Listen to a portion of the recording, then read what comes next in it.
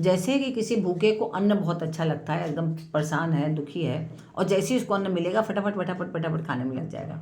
और प्यासे को जो है कहीं से पानी मिल जाए, है ना, तो वो पानी के लिए तड़प जाएगा, एकदम फटाफट चाहेगा मुझे मिल जाए। ऐसे ही जिज्ञासु है अर्जुन ज्ञान के लिए, उस तत्व बोध के लिए।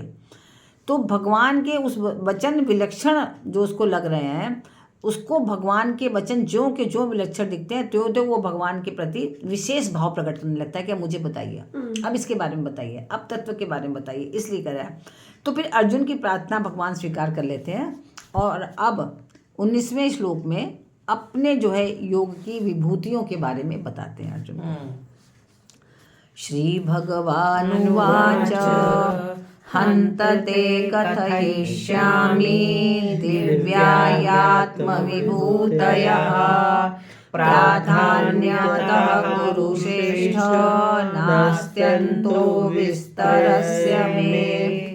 भगवान बोले कि हन्त ते कथयिष्यामि दिव्यायात्म विभूति है। योग और विभूति कहने के लिए अर्जुन की जो प्रार्थना है उनको हन्त अर्थात कि हाँ, भगवान कह रहे हैं हाँ ठीक है मैं बताऊंगा।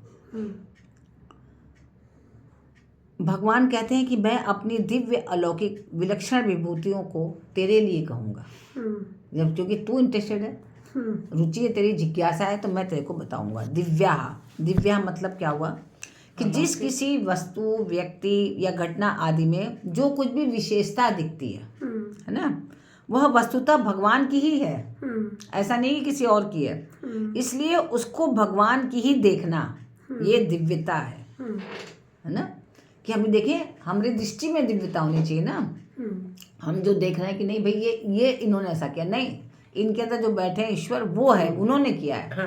प्रकृति में दिव्यता दिख रही है तो वो प्रकृति भगवान की तो माया है, तो हम उनकी दिव्यता को समझ सके, उनकी दिव्यता को हम पहचान सकें। तो और वस्तु, व्यक्ति आदि की देखना अदिव्यता अर्थात लौकिकता है। जैसे हम कहें कि नहीं भाई ये तो इस मनुष्य ने ही बनाया, जैसे किसी बगीचे में जाओ, कहें कि अरे वाह इस माली ने कितना सुंदर पेड़ बनाया। माली ने बनाया क्या, वो तो बनाया उस प्रभु ने।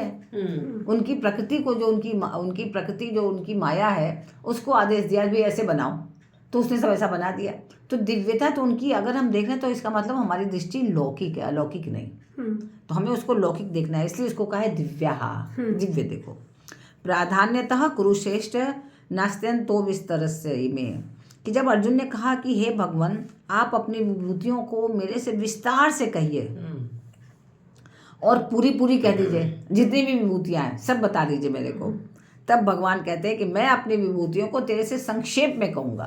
प्राधान्यतः मतलब कि संक्षेप में कहूँगा, मैं पूरी तरह से नहीं बताऊँगा, क्योंकि तू समझ ही नहीं पाएगा। इतनी विभूतियाँ हैं मेरी कि मैं बताता रहूँगा तो समझ ही नहीं पाएगा, इसलिए मैं विभूतियों को संक्षेप से कहूँगा, क्योंकि मेरी विभूतियों का कोई अंत नहीं है ना, बेअंत है वो। तो यह एक बड़े आश्चर्य की बात है कि सुनने में तो आदमी बहुत सुन सकता है ना, पर उतना नेत्रों से देख नहीं सकता।